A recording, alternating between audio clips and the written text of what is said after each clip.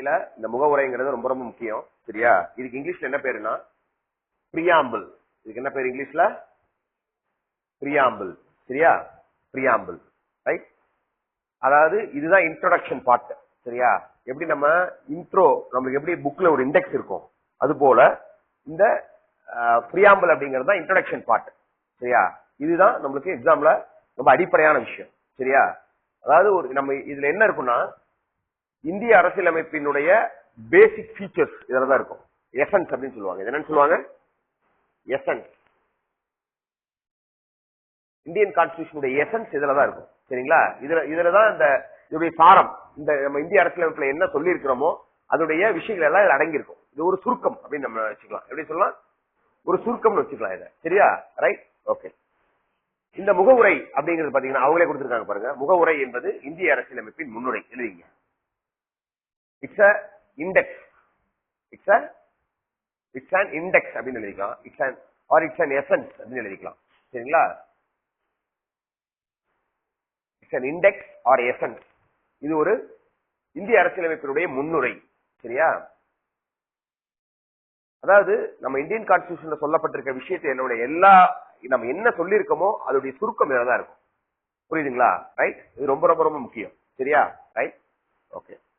நாம ஏற்கனவே பார்த்திருக்கோம். இந்த முகவுரைங்கிறது பாத்தீங்கன்னா நம்மளுடைய அரசியலமைப்பு நிறைவேற்றும் பொழுதே ஃபர்ஸ்ட் இது ஜவஹர்லால் நேரு அவர்கள், சரியா, நம்ம ஞாபகம் இருக்கான்னு தெரியல, ஜவஹர்லால் நேரு குறிக்கோள் தீர்மானம் அப்படின்னு ஒண்ணு வெளியிட்டாங்க. அதாவது இங்கிலீஷ்ல அப்ஜெக்டிவ் ரெசல்யூஷன் அப்படின்னு பேரு. சரியா? அப்ஜெக்டிவ் ரெசல்யூஷன் அப்படின்னு பேரு. தமிழ்ல குறிக்கோள் தீர்மானம் அப்படின்னு ஒண்ணு நம்ம நிறைவேற்றினாரு. சரிங்களா? ரைட்? யாருக்கா ஞாபகம் இருக்கா? டேட் ஞாபகம் இருக்கா? இந்த குறிக்கோள் தீர்மானம் நிறைவேற்றப்பட்ட நாள் டிசம்பர் 13, 1946 நாள். டிசம்பர் 13, 1946 அன்னைக்கு ஜவஹர்லால் நேரு அவர்கள் வெளியிட்ட அப்ஜெக்டிவ் ரெசல்யூஷன் குறிக்கோள் தீர்மானம் என்பதுதான் பின்னாடி என்னவா மாற்றப்பட்டது? முகவுரையாக மாற்றப்பட்டது. எப்போ? ஜனவரி 22, 1947. சரியா? ஜனவரி 22, 1947 அன்னைக்கு இது என்னவா மாற்றப்பட்டது? முகவுரையாக மாற்றப்பட்டது அப்படின்னு நம்ம பார்த்தோம். ஞாபகம் இருக்கா? ரைட்? எழுதிக்கீங்க வேணா இதை மீண்டும் பாருங்க. கீழே கூட இருக்கு, அதை கொடுத்திருக்காங்க. சரியா? கீழே கூட இருக்கு, விடுங்க, நான் நடத்தும் போது பாத்துக்கலாம். சரியா? ரைட்? முகவுரை என்பது இயற்றப்பட்டுள்ள சட்டத்தினை முன் அறிமுகம் செய்யும் பகுதியாகும். ரைட்? இது நீங்க எழுத தேவையில்ல. ரைட்? ஜஸ்ட் தெரிஞ்சுக்கீங்க. சரியா? முகவுரை என்பது ஏற்கனவே இந்த இந்தியன் கான்ஸ்டிடியூஷன்ல என்னென்ன ஆக்ட்ஸ் எல்லாம் ஏற்றிருக்கோமோ அதோடைய ஒரு இண்டெக்ஸ் மாதிரி அப்படின்னு அவங்களே சொல்றாங்க. எத்தனை சட்டங்கள் ஏற்றி இருக்கோமோ அந்த சட்டங்களுடைய சுருக்கம் அப்படின்னு சொல்றாங்க. எதை? இந்த முகவுரைங்கிறத. சரியா? ரைட்? ஓகே. 1946 டிசம்பர் 13 நேருவால் முன்மொழியப்பட்ட நோக்க தீர்மானம், அதாவது குறிக்கோள் தீர்மானம் அப்படிங்கறத இன்னொரு தமிழ்ல என்ன சொல்லலாம்? நோக்க தீர்மானம். அப்ஜெக்டிவ்னா நோக்கம்னு சொல்லலாம், குறிக்கோள் தீர்மானம்னு சொல்லலாம். சரியா? ரைட்? நம்ம ஏற்கனவே மேல சொன்னோம்ல, இது. சரியா? ரைட்? அதாவது ஜவஹர்லால் நேரு அவர்கள் இந்திய அரசியலமைப்பு சட்டம் இயற்றும் பொழுது அந்த இந்திய அரசியல் நிர்ணய சபைன்னு ஒண்ணு இருக்கு. சரியா? இந்த அரசியல் இயற்றுவதற்காக, அரசியலமைப்பை இயற்றுவதற்காக இருந்த ஒரு அமைப்பு, அது பேர் என்னது? இந்திய அரசியல் நிர்ணய சபை. அதுக்கு இங்கிலீஷ்ல கான்ஸ்டியூவன்ட் அசம்பிளி அப்படின்னு சொல்லுவாங்க. அந்த கான்ஸ்டியூவன்ட் அசம்பிளி கூட்டத்துல அவர் நிறைவேற்றிய ஒரு தீர்மானத்துக்கு பேரு என்னது? குறிக்கோள் தீர்மானம் அல்லது நோக்க தீர்மானம்னு பேரு. இங்கிலீஷ்ல அது அப்ஜெக்டிவ் ரெசல்யூஷன் அப்படின்னு சொல்லுவோம். சரியா? இந்த அப்ஜெக்டிவ் ரெசல்யூஷன் தான் என்னவாக மாறியது? பிரியாம்பிள் அப்படின்னு சொல்லக்கூடிய முகவுரையாக மாறியது. சரியா? சோ நீங்க 2 டேட் ஞாபகம் வச்சுக்கணும். சரியா? ஜவஹர்லால் நேரு அதை குறிக்கோள் தீர்மானமாக இயற்றிய தேதி டிசம்பர் 13, 1946. இதை அந்த அரசியல் நிர்ணய சபையில் இருந்த, அதாவது கான்ஸ்டியூவன்ட் அசம்பிளியில இருந்த பெரிய மனுஷங்கள்லாம் இதை இந்திய அரசியலமைப்பு கூடிய முகவுரையா என்னைக்கு கன்வெர்ட் பண்ணிக்கிட்டாங்க? ஜனவரி 22, 1947 அன்னைக்கு கன்வெர்ட் பண்ணிக்கிட்டாங்க. இதுதான் ரொம்ப முக்கியம். சரியா? ரைட்? Okay, good. சோ இதெல்லாம் சொல்லியிருக்காங்க. 1946 டிசம்பர் 13 நேருவால் முன்மொழியப்பட்ட நோக்க தீர்மானங்கள் சில மாற்றங்களுக்கு உட்படுத்தப்பட்டு, இந்த டேட்ஸ் தான் ரொம்ப முக்கியம். 1947 ஜனவரி 22 அரசியல் நிர்ணய சபையால் என்னவாக ஏற்றுக்கொள்ளப்பட்டது? முகவுரையாக ஏற்றுக்கொள்ளப்பட்டது. சோ இந்த dates very very very very important. சரியா? அந்த டேட்ஸ் ரொம்ப ரொம்ப முக்கியம். ரைட்? இந்த முகவுரை என்னவாக மாறியது அப்படிங்கறத நம்ம எடுத்துக்கணும். சரியா? ரைட்? Okay, good. அடுத்து அரசியலமைப்பின் திறவுகோல் என்று முகவுரையை அழைக்கின்றோம். இது ரொம்ப முக்கியம். சரியா? அரசியலமைப்பின் திறவுகோல். இந்த பாயிண்ட் எழுதிக்கீங்க. அரசியலமைப்பின் திறவுகோல் என முகவுரை அழைக்கப்படுகிறது. அரசியலமைப்பின் திறவுகோல் என முகவுரை அழைக்கப்படுகிறது. அப்படின்னு என்ன மீனிங்? இங்கிலீஷ்ல எழுதிக்கலாம் அழகா. Key to the constitution. Key to the constitution. சரியா? என்ன சொல்றாங்க? கான்ஸ்டிடியூஷனுடைய ஒரு கீ அப்படிங்கிறாங்க. Key to the constitution. சரியா? அதாவது இப்ப நாம வீட்டுக்குள்ள ஒரு வீட்டுக்குள்ள போறோங்க. வீடு ரொம்ப அழகானது. வீட்டுக்குள்ள நிறைய விஷயங்கள் இருக்கு, நம்ம தெரிஞ்சுக்க போறோம். சரிங்களா? ரைட். அந்த வீட்டுக்குள்ள என்னென்னலாம் ஸ்பெசிபிகேஷன்ஸ் இருக்குது, அந்த வீட்டுக்குள்ள என்னென்னலாம் வச்சிருக்காங்க, எத்தனை ரூம்ஸ் இருக்கு, எத்தனை டேபிள்ஸ் இருக்கு, எத்தனை டிவி இருக்கு, என்னென்ன மாதிரியான டிசைன் எல்லாம் பண்ணிருக்காங்க, எல்லாம் உள்ள இருந்துட்டு போதும். பட் நீங்க அதையெல்லாம் தெரிஞ்சுக்கணும்னா முதல்ல என்ன பண்ணணும்? கதவை ஓபன் பண்ணணும். உங்களுக்கு அந்த கதவை ஓபன் பண்றதுக்கான கீ மாதிரி தான் இந்த முகவுரைங்கிறது. சரியா?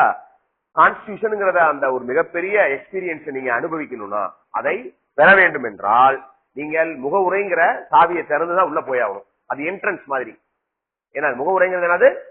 என்ட்ரன்ஸ் மாதிரி உங்களுக்கு. சரியா? ரைட். அடுத்தது, இந்திய அரசியலமைப்பின் முகவுரை பகுதியானது அமெரிக்க அரசியலமைப்பிலிருந்து எடுக்கப்பட்டது. நோட் பண்ணிக்கங்க, அமெரிக்க அரசியலமைப்பிலிருந்து எடுக்கப்பட்டது. சரியா? அமெரிக்க அரசியலமைப்பு. It was derived from US Constitution. It was derived from US Constitution. சரிங்களா? ரைட். இது கேட்பான் எக்ஸாம்ல. சரியா? முகவுரைங்கிற இந்த கான்செப்ட் எந்த நாட்டிலிருந்து எடுக்கப்பட்டது அப்படின்னு கேட்பாங்க. சரியா? முகவுரை it's derived from US Constitution. அமெரிக்க அரசியலமைப்பிலிருந்து இந்த நம்ம கான்செப்ட் எடுத்துக்கிட்டோம். சரியா? நம்ம பார்த்துட்டு இருக்கோம். குவாலிட்டி பார்க்கும்போது எந்தெந்த கான்செப்ட் எந்தெந்த நாட்டில இருந்து நம்ம டெரைவ் பண்ணணும்னு தெரியணும். சரியா? எந்தெந்த கான்செப்ட் எந்தெந்த நாட்டில இருந்து நம்ம எடுத்துக்கிட்டோங்கிறது நமக்கு தெரியணும். இது ரொம்ப ரொம்ப ரொம்ப ரொம்ப முக்கியமான ஒண்ணு. சரியா? ரைட். Okay, good. சரி, அடுத்தது, முதலில் முகவுரையை அரசியலமைப்பில் வழங்கிய நாடு அமெரிக்கா. இதான் சொல்றாங்க. சரியா? The preamble was first used in US Constitution. சரியா? முதலில் முகவுரையை அரசியலமைப்பில் பயன்படுத்திய நாடு எது? அமெரிக்கா தான். சரியா? யுஎஸ் தான் ஃபர்ஸ்ட் இந்த கான்ஸ்டிடியூஷன்ல முகவுரை பிரியாம்பிள் அப்படிங்கிற ஒண்ணு இன்ட்ரோடியூஸ் பண்ணி வச்சாங்க. சரியா? அதுக்கப்புறம் தான் எல்லா நாடுகளும் நம்ம என்ன பண்ணிக்கிட்டோம்? இந்த பிரியாம்பிள்ங்கிற கான்செப்ட முகவுரைங்கிறத நம்ம யூஸ் பண்ண ஆரம்பிச்சிட்டோம். சரியா? ரைட். அடுத்தது, இந்திய அரசியலமைப்பிற்கு முகவுரை அப்படிங்கிறது ஒண்ணு கண்டிப்பா தேவை அப்படின்னு சொன்னவர் யாரு அப்படின்னு கேட்பாங்க எக்ஸாம்ல. யாரு? ஜவஹர்லால் நேரு. முகவுரை இந்தியாவிற்கு தேவை என்றவர். முகவுரை இந்தியாவிற்கு தேவை என்றவர். அதாவது who demands the need of preamble அப்படின்னு கேட்பாங்க எக்ஸாம்பிள். சரியா? யாரு? ஜவஹர்லால் நேரு. ஜவஹர்லால் நேரு தான் இந்த பிரியாம்பிள் அப்படிங்கிற ஒண்ணு இந்தியாவிற்கு தேவை அப்படிங்கறதை முதலாக எடுத்து உரைத்தார். சரியா? இது நம்ம கண்டிப்பா பார்க்கணும். சரியா? சோ இதுல பாருங்க எத்தனை கொஸ்டின்ஸ் இருக்கு பாருங்க. இதுல எதுலாம் ப்ரீவியஸ் இயர் கொஸ்டின்னா, ரெண்டு விஷயம் ப்ரீவியஸ் இயர் கொஸ்டினுங்க. சரியா? ஃபர்ஸ்ட், இந்த முகவுரையை எந்த நாடு நம்மளுக்கு அறிமுகப்படுத்தினாங்க? உலகத்துல முதலாக நம்ம இந்திய நாட்டினுடைய இந்த முகவுரைங்கிற கான்செப்ட் நம்ம எந்த நாட்டுல இருந்து எடுத்துக்கிட்டோம் அப்படின்னு சொல்றோம்ல, அமெரிக்கா அப்படிங்கிறது. இது வந்து ப்ரீவியஸ் இயர் கொஸ்டின். டிஎன்பிஎஸ்சில ஏற்கனவே நிறைய முறை கேட்கப்பட்ட கேள்வி இது. சரியா? இதை நல்லா மைண்ட்ல ஞாபகம் வச்சுக்கோங்க. சரியா? பிரியாம்பிள் முகவுரைங்கிறது நம்மளுக்கு முகவுரையை வழங்கிய நாடு அமெரிக்கா. நம்ம அமெரிக்காவில இருந்து தான் இந்த முகவுரைன்ற கான்செப்டை எடுத்துக்கிட்டோம். இது கண்டிப்பா நீங்க என்ன பண்ணி ஆகணும்? ஞாபகம் வச்சுக்கணும். இது ஒரு ப்ரீவியஸ் இயர் கொஸ்டின், நிறைய டைம் எக்ஸாம்ல கேட்கப்பட்டது. சரியா? அதே மாதிரி முகவுரை அப்படிங்கிறது இதுவும் ப்ரீவியஸ் இயர் கொஸ்டின். சரியா? இந்த நோக்க தீர்மானம் அப்படிங்கிறது ஒரு ப்ரீவியஸ் இயர் கொஸ்டின். சரிங்களா? ரைட். ஓகே. என்னது நோக்க தீர்மானம் அப்படிங்கிறது? யாரால் நிறைவேற்றப்பட்டது? குறிக்கோள் தீர்மானங்கிறது அப்ஜெக்டிவ் ரெசல்யூஷன் யார் கொண்டு வந்தது? ஜவஹர்லால் நேரு. இந்த டேட் டிசம்பர் 13, 1946. சரியா? அது எந்த டேட்ல பிரியாம்பிளா கன்வெர்ட் பண்ணாங்க? ஜனவரி 22, 1947. சரியா? சோ எப்படி நமக்கு புக்குக்கு ஒரு இண்டெக்ஸ் தேவையோ, ஒரு புக்ல ஓபன் பண்ணோம்னா உள்ள புக்குக்குள்ள என்ன இருக்குதுங்கிறத நம்ம எதை வச்சு தெரிஞ்சுக்குவோம்? புக்கோட இண்டெக்ஸ் வச்சு தெரிஞ்சுக்குவோம்ல. அது போல இந்த கான்ஸ்டிடியூஷனுக்குள்ள என்ன இருக்குதுங்கிறதுக்கான இண்டெக்ஸ் தான் இது நம்ம பிரியாம்பிள். நம்மளுக்கு தெரிஞ்சிடும்ல, ஒரு புக்குடைய தன்மை என்னன்னு தெரியல, ஒரு புக் வாங்குறோம். சரியா? அந்த புக்ல என்னென்ன டாபிக்ஸ் தான் கவர் ஆயிருக்குது அப்படிங்கிற நம்ம தெரிஞ்சுக்கணும். என்ன பண்ணணும்? இண்டெக்ஸை பார்த்தாவே ஒரு ஐடியா கிடைச்சிடும்ல. சரியா? ரைட். அடுத்தது, முகவுரையின் வாசகங்கள். சரியா? இதை நம்ம பின்னாடி பார்க்கலாம். சரியா? நான் உங்களுக்கு தனியா நடத்துறேன். ரைட். ஆக்சுவலா நம்ம முகவுரை இப்படிதான் இருக்கும். இந்த முகவுரையில இந்த மாதிரிதான் எழுதியிருக்கோம். என்னன்னு? இந்திய மக்களாகிய நாம் இந்தியாவை ஓர் இறையாண்மை மிக்க, சமதர்மம் வாய்ந்த, சார்ந்த மதச்சார்பற்ற மக்களாட்சி குடியரசு அமைக்கவும் அதன் குடிமக்கள் அனைவருக்கும் சமூக பொருளாதார அரசியல் நீதி கிடைக்கவும் சிந்தனையில் சிந்தனையை வெளிப்படுத்துவதில் நம்பிக்கையின் பற்றார்வத்தில் மற்றும் வழிபாட்டில் சுதந்திரமும் தகுதி நிலையில் மற்றும் வாய்ப்பில் சமத்துவம் உறுதியாக அனைவருக்கும் கிடைக்க செய்யவும் தனி ஒருவரின் மாண்புக்கும் சகோதரத்துவத்தை ஃபிராட்டர்னிட்டி அனைவரிடத்தில் வளர்க்கவும் நாட்டின் ஒற்றுமைக்கும் ஒருமைப்பாட்டிற்கும் உறுதியளிக்கவும் விழுமிய முறையுடன் உறுதியேற்று இந்த டேட் முக்கியம் 1949 நவம்பர் 26ஆம் நாளாகிய இன்று நம்முடைய அரசியலமைப்பு நிர்ணய சபையில் இவ்வரசியலமைப்பை ஏற்று சட்டமாக இயற்றி இந்த வார்த்தை நமக்கு ரொம்ப முக்கியம். நமக்கு நாமே வழங்கிக் கொள்கிறோம். சரியா? இதுல இந்த நான் அண்டர்லைன் பண்ணிருக்கிற கீவேர்ட்ஸ் எல்லாம் நான் பிடிஎஃப் போட்டு விடுறேன். சரியா? இதுல அண்டர்லைன் பண்ணிருக்க கீவேர்ட்ஸ் எல்லாமே பாத்தீங்கன்னா நம்மளுக்கு பிரியாம்பிளுடைய கீவேர்ட்ஸ். இதுதான் எக்ஸாம்ல கேட்பாங்க. சரியா? இந்த கீவேர்ட்ஸ் நம்ம தனியா பின்னாடி படிக்க போறோம். சரியா? அந்த பிரியாம்பிளுடைய கீவேர்ட்ஸ் தனியா நம்ம பின்னாடி படிக்க போறோம். இப்ப நீங்க உங்களுக்கு முக்கியமான விஷயம் என்னன்னா ரெண்டு ஃபேக்டர். இந்த அரசியலமைப்புல ஒரு டேட் முகவுரையில ஒரு டேட் மென்ஷன் பண்ணிருப்பாங்க. என்ன டேட்? 1949 நவம்பர் 26. இந்த டேட் என்ன தெரியுமா இருக்காது? இந்திய அரசியலமைப்பை நம்ம ஏற்றுக்கொண்ட நாள். இதுதான் என்ன சொல்றோம்? 1949 நவம்பர் 26ஆம் தேதி. சரியா? இந்த 1949 நவம்பர் 26ஆம் தேதி அன்றே நாம் இந்த முகவுரையை ஏற்றுக்கொண்டோம். சரியா? இந்த முகவுரை யாருக்காக டெடிகேட் பண்ணப்பட்டிருக்கிறது அப்படின்னு கேட்பாங்க. சரியா? இந்த முகவுரை நம்ம இப்ப ஒரு இதெல்லாம் டெடிகேட் பண்றாங்கல்ல. சரியா? நமக்கு நாமே டெடிகேட் பண்ணிக்கிட்டோம் அப்படின்னா என்ன மீனிங்? இந்தியர்களுக்கே இந்த முகவுரையை டெடிகேட் பண்ணிக்கிட்டோம் அப்படின்னு சொல்றாங்க. சரியா? நமக்கு நாமே இதை வழங்கி கொண்டோம். இது கேட்பாங்க. முகவுரை யாருக்கு யாருக்காக அது வழங்கிக் கொள்ளப்பட்டது? அரசியலமைப்பு நிர்ணய சபையால் மக்களுக்கா, மக்களால் மக்களுக்காகவா, அரசியலமைப்பு நிர்ணய சபையால் இந்திய அரசிற்கா, இந்திய அரசியலமைப்பு நிர்ணய சபையால் உச்ச நீதிமன்றத்திற்கா? இப்படிலாம் கேள்வி கேட்பாங்க. சரியா? யாருக்காக? மக்களால் மக்களுக்காகவே இந்த முகவுரை ஏற்றுக்கொள்ளப்பட்டது. இது ரொம்ப முக்கியம். சரியா? ரைட். சரி, நாம இந்த இதை நோட்டு வருவோம் பின்னாடி. முகவுரையில் குறிப்பிட்டுள்ளபடி, சரியா, இந்த வார்த்தைகள் எழுதிக்க நோட் பண்ணிக்க. முகவுரையில் குறிப்பிட்டுள்ளபடி குடியரசு, சுதந்திரம், சமத்துவம், சகோதரத்துவம் ஆகிய கருத்துக்கள் பிரெஞ்சு புரட்சியின் தாக்கத்தால் சேர்க்கப்பட்டது. எழுதிக்கங்க. பிரெஞ்சு புரட்சியின் தாக்கத்தால் சேர்க்கப்பட்ட வார்த்தைகள். சரியா? முகவுரையில் பிரெஞ்சு புரட்சியின் தாக்கத்தால் சேர்க்கப்பட்ட வார்த்தைகள் எழுதிக்கங்க. முகவுரையில் பிரெஞ்சு புரட்சியின் தாக்கத்தால் சேர்க்கப்பட்ட வார்த்தைகள் எது? குடியரசு. குடியரசு அப்படின்னா இங்கிலீஷ்ல கீவேர்ட் தெரிஞ்சுக்கங்க. பிராக்கெட்ல எழுதிக்கங்க. குடியரசு அப்படின்னா ரிபப்ளிக். சரியா? குடியரசுனா ரிபப்ளிக். சரியா? சுதந்திரம் அப்படின்னா லிபர்டி. குடியரசு அப்படின்னா ரிபப்ளிக், சுதந்திரம் அப்படின்னா லிபர்டி, சமத்துவம் ஈக்குவாலிட்டி. சமத்துவம்னா என்னது? ஈக்குவாலிட்டி. சரியா? ரைட். அடுத்து சகோதரத்துவம்னா ஃபிராட்டர்னிட்டி. சரியா? ஓகே. இந்த 4 வார்த்தையும் பிரெஞ்சு புரட்சியின் காரணமாக சேர்க்கப்பட்ட வார்த்தைகள். ரிபப்ளிக் அப்படின்னா குடியரசு, சுதந்திரம் லிபர்டி, சமத்துவம் ஈக்குவாலிட்டி, சகோதரத்துவம் ஃபிராட்டர்னிட்டி ஆகிய கருத்துக்கள் பிரெஞ்சு புரட்சியின் தாக்கத்தால் சேர்க்கப்பட்டவைகளாகும். சரியா? ரைட். இதை நீங்க மைண்ட்ல வச்சுக்கீங்க. ரைட். இது கேட்பாங்க எக்ஸாம்ல. ஓகே.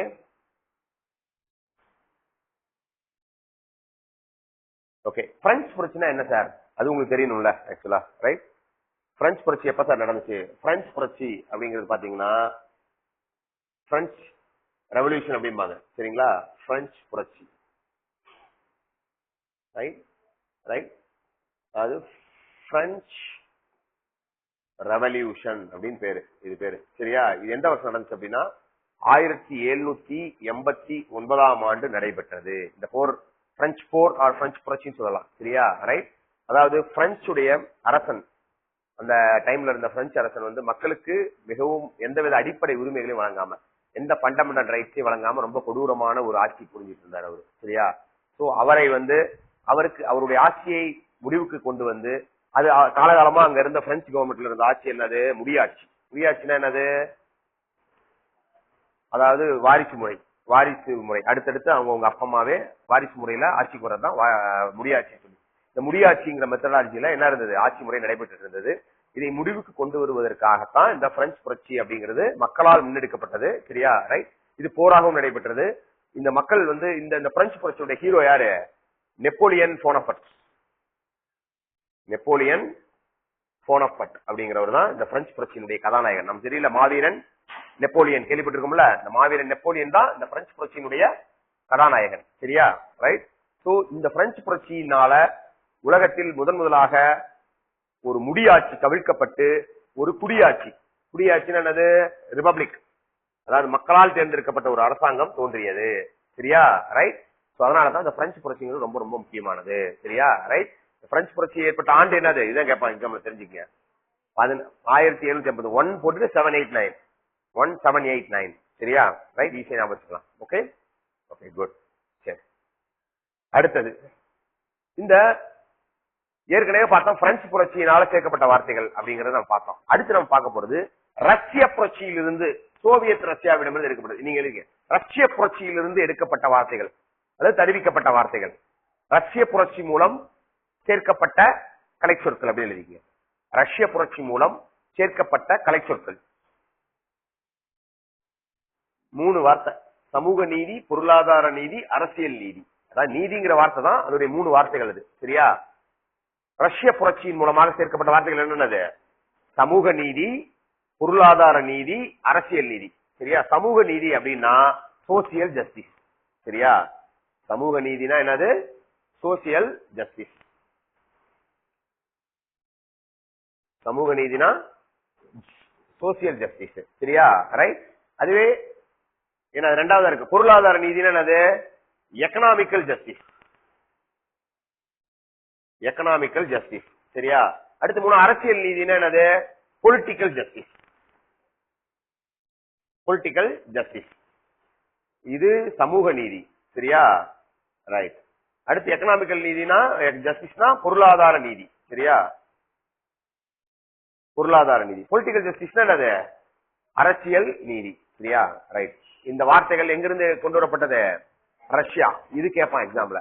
ரைட். ரஷ்யால இருந்து கொண்டு வரப்பட்ட வார்த்தைகள் என்ன? ரைட். அடுத்து பிரெஞ்சு புரட்சியிலிருந்து பெறப்பட்ட வார்த்தைகள் என்ன? இப்படிதான் நமக்கு எக்ஸாம்ல கேட்பாங்க. ரொம்ப ரொம்ப முக்கியம், நல்லா படிச்சுக்கணும். சரியா?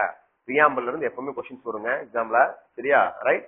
அடுத்தது இந்திய அரசியலமைப்பானது தொடக்கத்தில் 22 பகுதிகளை கொண்டிருந்த போதும் முகவுரை அதில் இடம்பெறவில்லை. நீங்க நான் சொல்ற மாதிரி எழுதிங்க. இந்திய அரசியலமைப்பின் தொடக்கத்தில்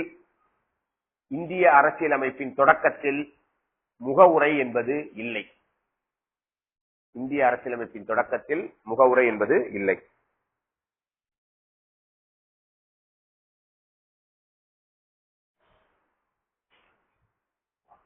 அதாவது இந்திய அரசியலமைப்பினுடைய தொடக்கத்தில் அப்படின்னா என்னைக்கு இந்திய அரசியலமைப்பு என்றைக்கு நடைமுறைக்கு வந்தது? 1950. என்னைக்கு நடைமுறைக்கு வந்தது? 1950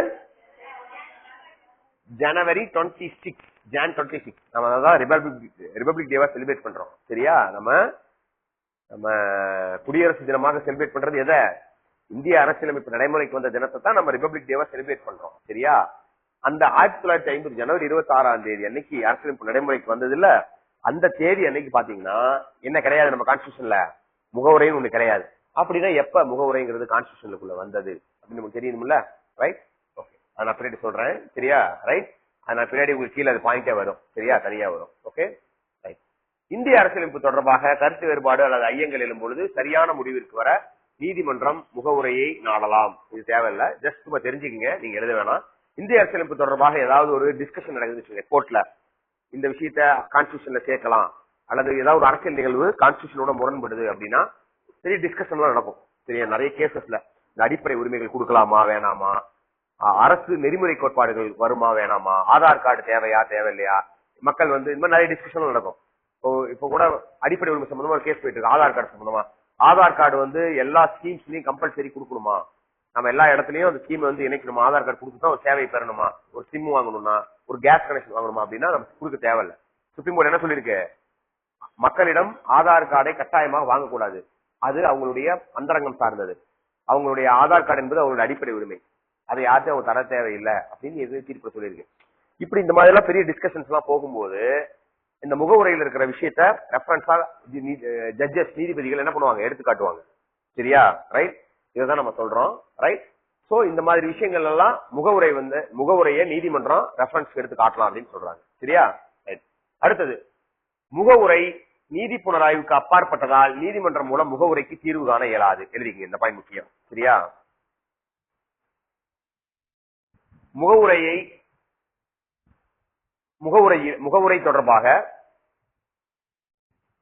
தொடர்பாக நீதிமன்றம் மூலம் தீர்வு காண இயலாது. முகவுரை தொடர்பாக நீதிமன்றம் மூலம் தீர்வு காண இயலாது. முகவுரை தொடர்பாக நீதிமன்றம் மூலம் தீர்வு காண இயலாது அப்படி எழுதிக்க. முகவுரை தொடர்பாக நீதிமன்றம் மூலம் தீர்வு காண இயலாது. இங்கிலீஷ்ல என்ன சொல்லுவாங்கன்னா நான் ஜஸ்டிசியபிள் அப்படின்னு சொல்லுவாங்க. சரியா? நான் ஜஸ்டிசியபிள் பிரியாம்பிள்ங்கிறது ஒரு நான் ஜஸ்டிசியபிள். சரியா? அப்படின்னா என்ன அர்த்தம்னா, இப்ப அடிப்படை உரிமைகள் நம்ம பாக்குறோம்ல, பாப்போம் பின்னாடி அடுத்த டாபிக்ல வரும் அடிப்படை உரிமைகள். சரியா?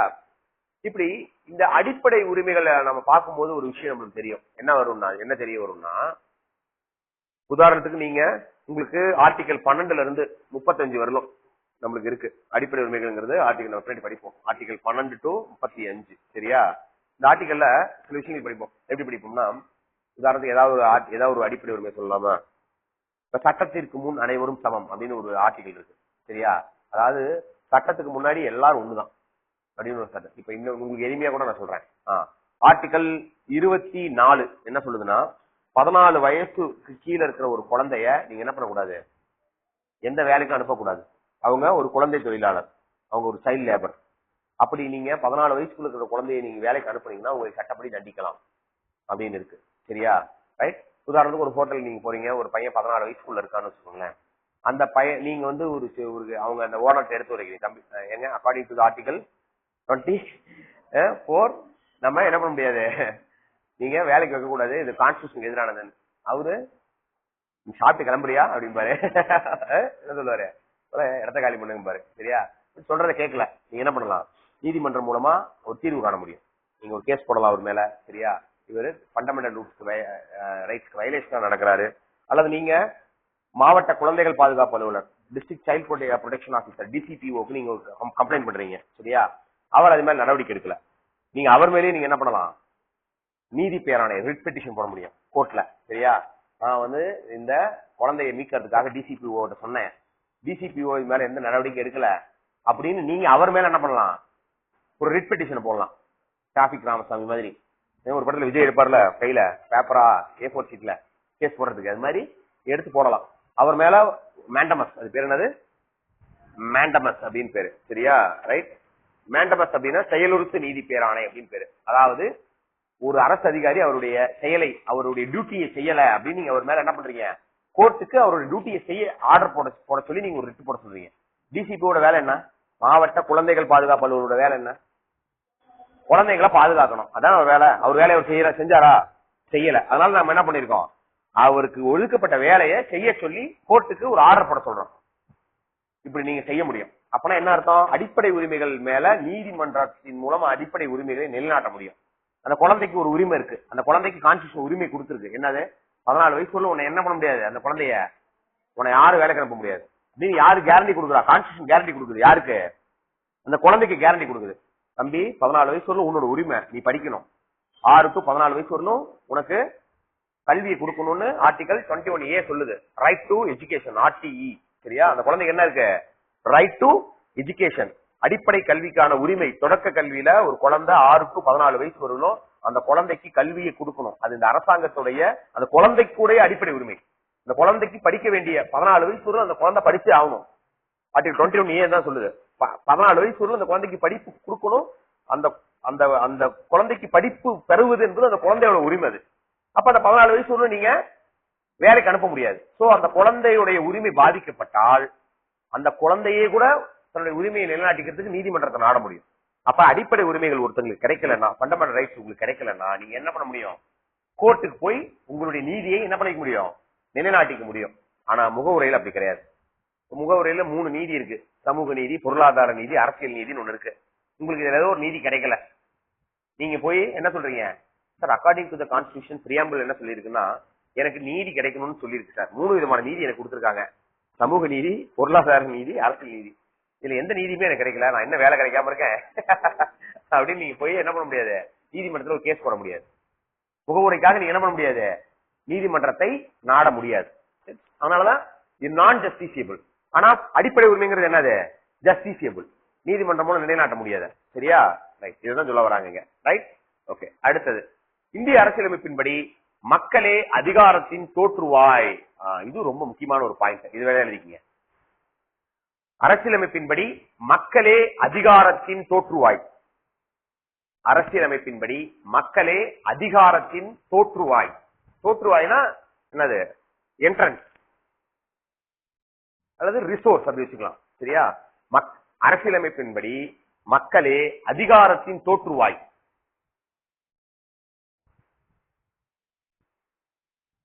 அதாவது இந்த இந்திய அரசியலமைப்பின்படி மோஸ்ட் பவர்ஃபுல் பர்சன் யாரு அப்படின்னா, இந்த அரசியலமைப்பு தான் சொல்லுது, இந்த அரசியலமைப்புப்படி அதிகாரத்தினுடைய உச்சாணி யாருன்னா மக்கள் தான் சொல்றாங்க. இந்த அரசியலமைப்பு மிக அதிகமான அதிகாரத்தை யாருக்கு கொடுத்திருக்கு, மக்களுக்கு தான் கொடுத்திருக்கு. மக்கள் தான் பவர் ரிசோர்ஸ் அப்படிங்கிறாங்க. அனைத்து, அதாவது அரசியலமைப்புல சொல்லப்பட்டிருக்கு எல்லா பவர்ஸுமே எங்கிருந்து எடுக்கப்பட்டது, மக்கள் திறந்து தான் எடுக்கப்பட்டிருக்கு அப்படிங்கிறாங்க. சரியா? Right, good. லாஸ்ட் பாயிண்ட், அரசியலமைப்பு நடைமுறைக்கு வந்த போது முகவுரை இந்திய மக்களாகிய நாம் என தொடங்குமாறு அமைந்திருந்தது. இந்த வேற எழுதிக்கீங்க. முகவுரை இந்திய மக்களாகிய நாம் என தொடங்குகிறது. முகவுரை இந்திய மக்களாகிய நாம் என தொடங்குகிறது. as a Indian citizen அப்படின்னா ஸ்டார்ட் ஆகுது.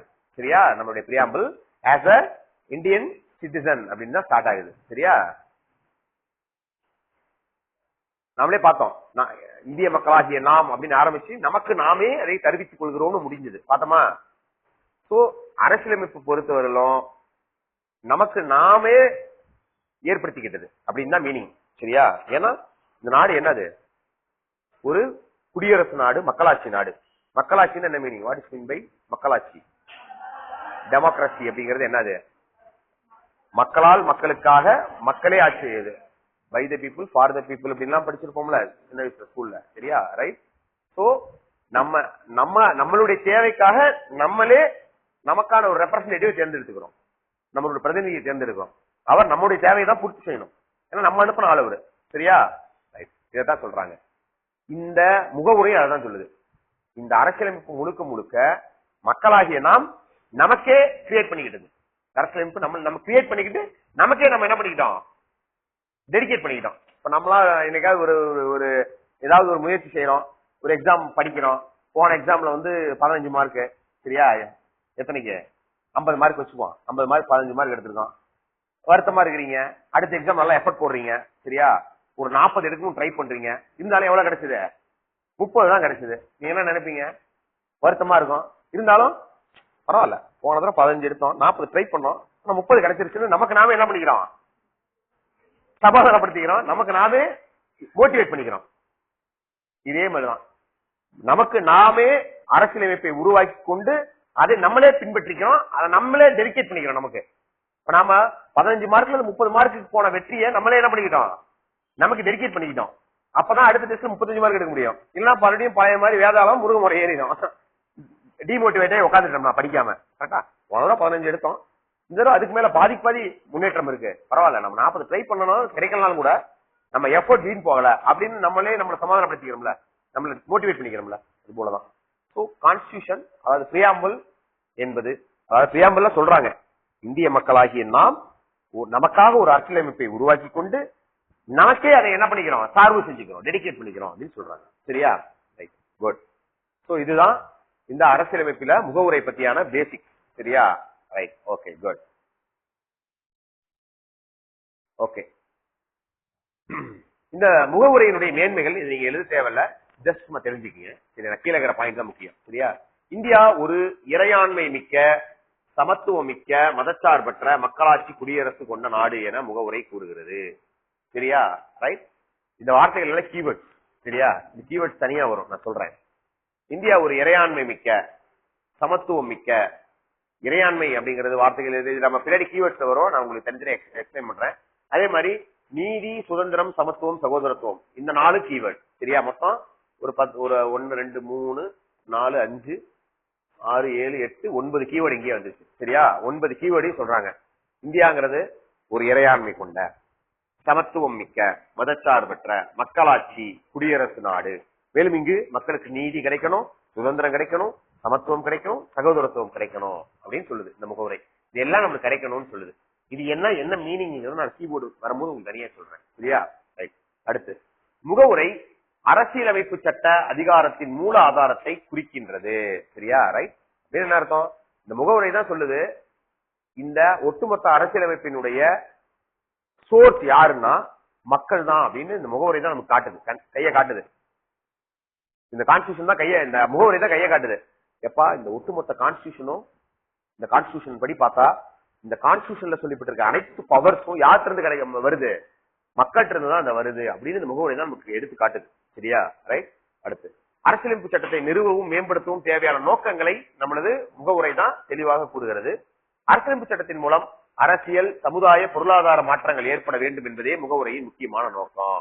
சோ கான்ஸ்டியூஷன் மூலமா சொசைட்டில சேஞ்சஸ் வரணும், சமூகத்துல சேஞ்சஸ் வரணும், மக்களுக்கு பொருளாதார ரீதியா சேஞ்சஸ் வரணும், அரசியல் ரீதியா சேஞ்சஸ் வரணும் அப்படின்னு இந்த முகவுரை சொல்லுது. இதெல்லாம் கிடைக்கணும் மக்களுக்கு அப்படின்னு. சரியா? சரி, இங்க வாங்க, இதுதான் முக்கிய எக்ஸாம்பிள். முகவுரை அரசியலமைப்பின் பகுதி இல்லை எனினும் அதன் அடிப்படை கட்டமைப்பை எவ்விதத்திலும் சிதைக்காமல் சரத்து 368 படி சட்ட திருத்தத்தினை மேற்கொள்ளலாம். எழுதிக்கங்க.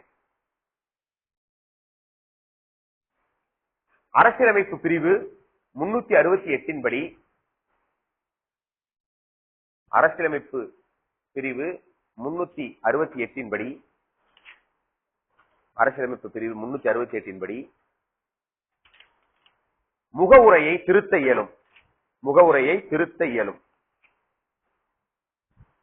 முகவுரையை திருத்த இயலும். சரியா? என்ன சொல்றாங்க? According to the article 368, article 368 படி preamble can be amendable அப்படிம்பாங்க. சரியா? preamble can be amendable. அதாவது அமெண்ட்மெண்ட் அப்படின்னா திருத்தம்.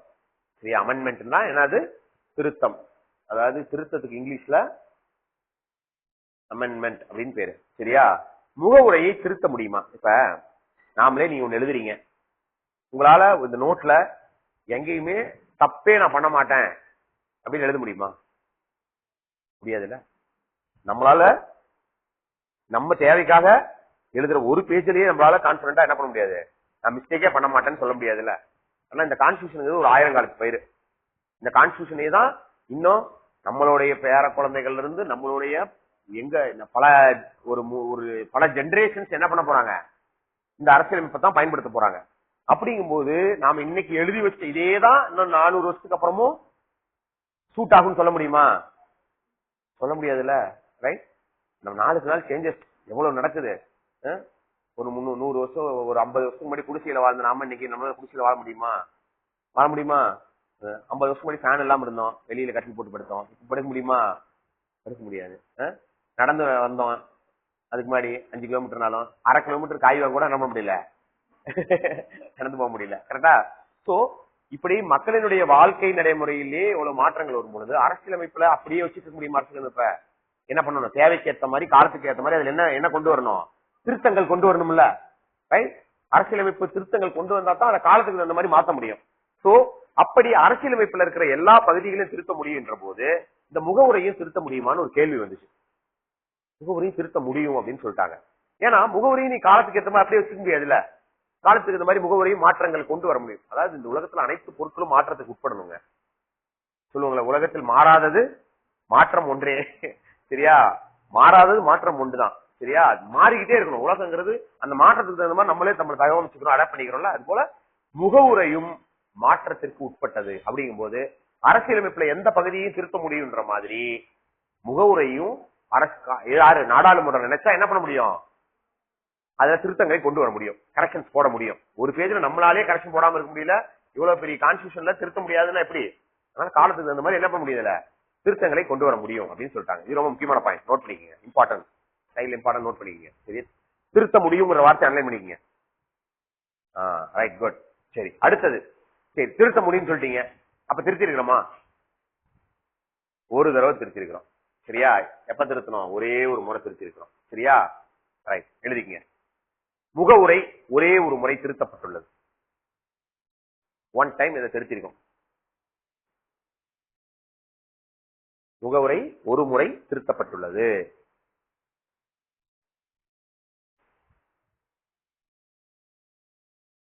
சரி, எப்ப திருத்திருக்காங்கன்னு தெரியும்ல? முகவுரை ஒரே ஒரு முறை திருத்தப்பட்டுள்ளது கேட்பாங்க எக்ஸாம்ல. முகவுரை இதுவரை எத்தனை முறை திருத்தப்பட்டுள்ளது அப்படின்னு எக்ஸாம்ல கேட்பாங்க. ஆப்ஷன் கொடுத்துருவாங்க. ஒரு முறை, 2 முறை, 3 முறை, 4 முறை அப்படின்னு கொடுத்துருவாங்க. என்ன ஆன்சர்? ஒரே ஒரு டைம் இதுவரை திருத்திருக்காங்க. எப்ப திருத்தினாங்க அது தெரியும்ல? எந்த இயர்? 1976ஆம் ஆண்டு திருத்தப்பட்டது அப்படின்னு எழுதுங்க. 1976ஆம் ஆண்டு 42வது திருத்தத்தின் மூலம் திருத்தப்பட்டது அப்படின்னு எழுதுங்க. முதல்ல அதை எழுதிட்டு அப்புறம் எழுதிக்கலாம். இதுல இருக்கிற மாதிரி எழுத வேணாம், நான் சொல்ற மாதிரி எழுதுங்க. 1976ஆம் ஆண்டு 42வது திருத்தத்தின் மூலம் திருத்தப்பட்டது. According to the amendment 42 in 1976. ஓகேவா? அதாவது 1976 42nd அமெண்ட்மெண்ட். சரியா? 42வது திருத்தத்தின் மூலமாகத்தான் preamble was amended. சரியா? preamble was amended. முகவுரை திருத்தப்பட்டது. சரியா? 42nd அமெண்ட்மெண்ட்ல தான் preamble was amended. preamble வந்து 42வது திருத்தத்தில திருத்தப்பட்டது. சரி, திருத்தி என்ன பண்ணாங்க? ஏதாவது ஒரு திருத்தம் இருந்தா என்ன மீனிங்க? நீங்களே திருத்துறீங்களா? என்ன பண்ணிருப்பீங்க? ஒன்னா ஏதாவது தப்பா எழுதுறத அடிச்சிருப்பீங்க, அல்லது ஏதாவது ஒண்ணு சேர்த்திருப்பீங்க. கரெக்டா? திருத்தம்னா தானே. ஏதாவது ஒண்ணு மாத்தி எழுதிருப்பீங்க, அதை அடிச்சுட்டு புதுசா எழுதணும். இல்ல ஏற்கனவே எழுதுனது ஓகே, நான் சொன்னதை ஏதாவது எழுதாம விட்டுருப்பீங்க, பின்னாடி என்ன பண்ணிருப்பீங்க? எழுதுவீங்க. அதே தான் இது. சரியா? பிரியாம்பிள்ல சில கீவேர்ட்ஸ் ஆட் பண்ணாங்க. எப்ப? 1976வது வருஷம் 42வது திருத்தத்தின் மூலமாக. சரி, என்னென்ன வார்த்தைகள் ஆட் பண்ணாங்க? ஆட் பண்ண வார்த்தைகள் எழுதிங்க.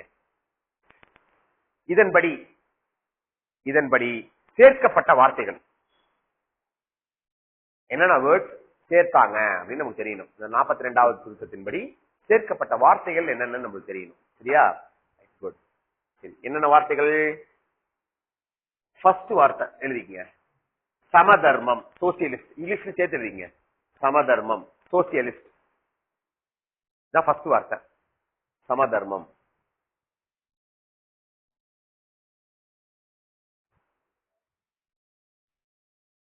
சமதர்மம், சோசியலிஸ்ட் எழுதிட்டீங்களா?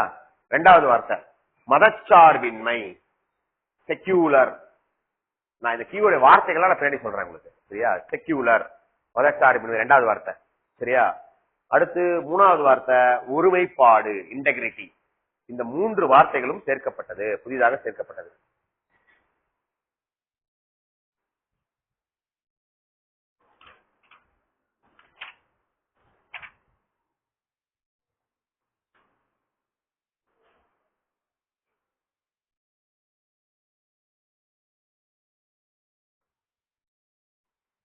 ஓகே, நோட் பண்ணிட்டீங்களா? ரைட். சரி, நாம இப்ப என்ன பண்ணலாம்னா, இதுல இருக்கிற மாதிரி எழுத வேணாம். முதல்ல கீவேர்ட்ஸ் தெரிஞ்சுக்கிட்டு அப்புறம் நம்ம பின்னாடி இந்த வழக்கு பத்தி எல்லாம் போலாம். இதை முதல்ல எழுதிக்கீங்க. முகவுரையில் தற்போது உள்ள கலை சொற்கள், அதன் விளக்கம்.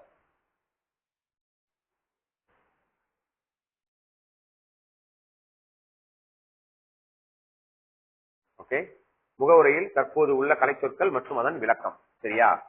ஃபர்ஸ்ட் வார்த்தை இறையாண்மை. ஃபர்ஸ்ட் வார்த்தை என்னது? 1 by 1 எழுதிக்கணும், வரிசையா எழுதிக்கணும், இதுல மிஸ்டேக் வந்துடக்கூடாது. இறையாண்மை, சாவரின், இங்கிலீஷ்ல எழுதிக்கங்க. இந்த 9 வேர்டும் லைனா இருக்கணுங்க. இது எப்படிதான் எக்ஸாம்ல கேட்டிருக்கான். இதை மாத்தி மாத்தி கொடுத்துருவாங்க, சரியா வரிசைப்படுத்த சொல்லுவாங்க. ரெண்டாவது வார்த்தை சமதர்மம். ரெண்டாவது கீவேர்டு என்னது? சமதர்மம், சோசியலிஸ்ட். ரெண்டாவது வேர்டு என்னது? சோசியலிஸ்ட், சமதர்மம். சரியா? ஓகே. மூணாவது கீவேர்ட் சமயச்சார்பின்மை அல்லது மதச்சார்பின்மை. இந்த மதச்சார்பற்ற தன்மைங்கிறது பதிலா இப்படி எழுதிக்கங்க, மதச்சார்பின்மை அப்படின்னு எழுதிக்கங்க. மதச்சார்பின்மை, செக்யூலரிசம் அப்படிம்பாங்க. இந்த இடத்துல ISM அப்படின்னு ஆட் பண்ணிங்க. செக்யூலரிசம், சமய சார்பின்மை அல்லது மதச்சார்பின்மை, செக்யூலரிசம். சரியா? ஓகே. நாலாவது வார்த்தை மக்களாட்சி, டெமோக்ரசி, டெமோக்ராட்டிக். நாலாவது வார்த்தை டெமோக்ராட்டிக். ஓகேவா? ரைட். அடுத்து அஞ்சாவது வார்த்தை என்னது? குடியரசு, ரிபப்ளிக். அஞ்சாவது வார்த்தை குடியரசு, ரிபப்ளிக். சரியா? ரைட். அடுத்து ஆறாவது வார்த்தை என்னது? நீதி அப்படின்னு போடுங்க. நீதி முறைன்னு தேவையில்ல, நீதின்னு மட்டும் போடுங்க. நீதி, ஜஸ்டிஸ். நீதி, ஜஸ்டிஸ்.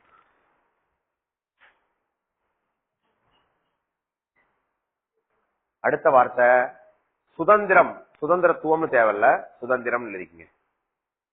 சுதந்திரம், லிபர்ட்டி. சுதந்திரம், லிபர்ட்டி. அடுத்து சமத்துவம், ஈக்குவாலிட்டி.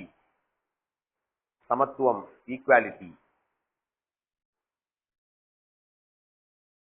அடுத்து சகோதரத்துவம், என்னது? ஃப்ராட்டர்னிட்டி. சரி, இப்ப இந்த இடத்துல நாம சில டெக்னிக்ஸ் பண்ணணும், அப்படிதான் நாம ஞாபகம் வச்சுக்க முடியும். சரியா? ரைட். சரி, ஏதாவது டெக்னிக் பண்ணலாமா? நீங்களே கண்டுபிடிங்க பார்ப்போம். புக்கை பார்க்காம சொல்லணும், நோட்டை பார்க்காம. சரியா? இதுல 9 வார்த்தையில 42nd அமெண்ட்மெண்ட் மூலமா சேர்க்கப்பட்ட வார்த்தையெல்லாம் இது. சோசியலிஸ்ட், மதச்சார்பின்மை, ஒருமைப்பாடுங்கிற வார்த்தை இல்ல. சரியா? ரைட். நீங்க கடைசி எழுதிக்கலாம். 10வது வார்த்தையா ஒருமைப்பாடு, இன்டெகிரிட்டி.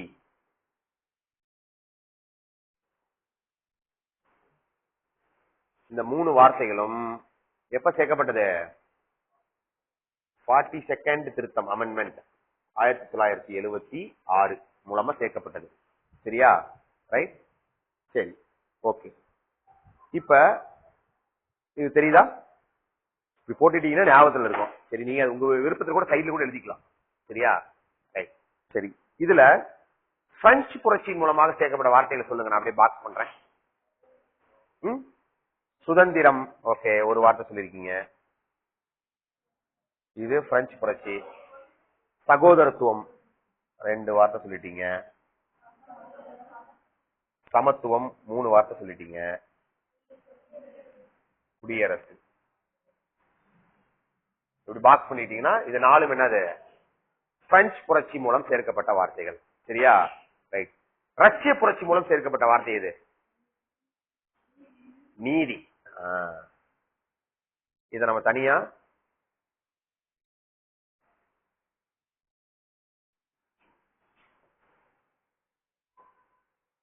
ரஷ்ய புரட்சி. சரியா? நம்ம இதை தனி கலர்ல பண்ணிக்கலாம். சரியா? இது ரஷ்ய புரட்சி மூலம் சேர்க்கப்பட்ட வார்த்தைகள். சரியா? Okay, okay, okay. ரஷ்ய புரட்சி மூலமாக சேர்க்கப்பட்ட வார்த்தை இது. ஓகேவா? ரஷ்ய புரட்சி என்னப்பா? அது சொல்லவே இல்லை நான் உங்களுக்கு. பிரெஞ்சு புரட்சினா என்னன்னு சொன்னேன். ரஷ்ய புரட்சினா என்னது? ரஷ்ய புரட்சி என்ன தெரியுமா? இதை கேள்விப்பட்டிருக்கீங்களா?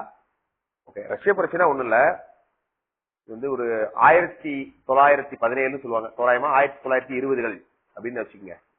20கள்ல ரஷ்யால பாத்தீங்கன்னா அங்கேயும் அப்படிதான் மக்களுக்கு அனைத்து எந்த விதமான உரிமைகளும் வழங்கப்படல. குறிப்பாக பாட்டாளி தொழிலாளிகள், தொழிலாளர் வர்க்கம் ரொம்ப முதலாளிகளால வஞ்சிக்கப்பட்டது எங்க ரஷ்யால. சரியா?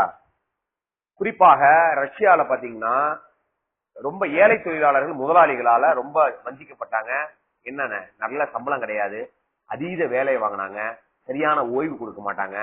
இதனால மக்கள் வெறும் குறைந்த சம்பளத்துல முதலாளிகளுக்காக ரொம்ப நேரம் தங்களுடைய உடலை வருத்தி வேலை செஞ்சாங்க. இருந்தும் அவர்களுக்கு கிடைக்க வேண்டிய வெகுமதிகள் சரியா கிடைக்கல, சம்பளம் சரியா கிடைக்கல. இதெல்லாம் வந்து பாத்தீங்கன்னா அந்த காலகட்டத்துல கிட்டத்தட்ட 19ஆம் நூற்றாண்டுல பாத்தீங்கன்னா, சரிங்களா, காரல் மார்க்ஸ் அப்படின்ற ஒரு கம்யூனிஸ்ட் கம்யூனிஸ்ட் தத்துவத்தை சொன்ன ஒரு அறிஞர், கம்யூனிஸ்ட் அறிஞர்.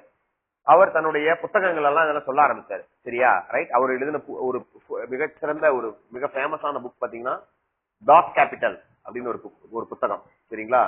இந்த டாஸ் கேபிட்டல் புத்தகத்துல எல்லாம் இந்த சுரண்டல் பத்தி தான் எழுதினார். தொழிலாளர்கள் முதலாளிகளால ஏழை தொழிலாளிகள் சுரண்டப்படுறாங்க, எப்படி எக்ஸ்ப்ளாய்ட் பண்ணப்படுறாங்க அப்படிங்கறத இந்த டாஸ் கேபிட்டல் புத்தகத்துல சொல்ல ஆரம்பிச்சாங்க. சரிங்களா? சோ அதன் மூலமாக இந்த கம்யூனிஸ்ட் தத்துவம் என்பது ரஷ்யால பயங்கரமாக பரவ தொடங்கியது. சரியா? ரைட். உலகம் எங்கும் தொழிலாளர்கள் உந்தப்பட்டார்கள். அவங்களுக்கு போராடுவதற்காக மக்கள் நிறைய இடத்துல தொழிலாளர்கள் நிறைய போராட்டங்கள்லாம் செய்ய ஆரம்பிச்சாங்க. ரஷ்யால ஒரு புரட்சிகரவாதி, அவர் பேர் என்னன்னு கேள்விப்பட்டிருக்கீங்களா? ரஷ்ய புரட்சி யாரால வந்தது அப்படின்னு? அவர் பேர் என்ன? லெனின் அப்படிங்கிற ஒரு புரட்சிகரவாதி ஒரு மக்களை ஒரு பெரிய கூட்டத்தை திரட்டி கொண்டு முதலாளிகளுக்கு எதிராக ஒரு பெரிய போராட்டத்தை நடத்தி ரஷ்யால முதலாளிகளினுடைய முதலாளித்துவ ஆட்சியை முடிவுக்கு கொண்டு வந்து முதலாக அதிபராக பதவியேற்றார். சரியா? அப்புறம் தொழிலாளர்களுக்கு நிறைய சலுகைகள்லாம் வழங்கப்பட்டது. உலகம் எங்கும் தொழிலாளர்கள் கேட்ட 3 விஷயம் உங்களுக்கு கிடைச்சது. சரிங்களா? என்னது? இந்த நம்பருக்கும் தொழிலாளர்களுக்கும் ரொம்ப ராசியான நம்பர். இதுதான் உங்களுடைய ரொம்ப நாள் டிமாண்ட். என்னது? 8 என்னது என்ன தெரியுமா? 8க்கும் தொழிலாளர்களுக்கு என்ன சம்பந்தம்? 8 மணி நேரம். ரைட். 8 மணி நேரம் ஒர்க் வேலை, 8 மணி நேரம் உறக்கம், 8 மணி நேரம்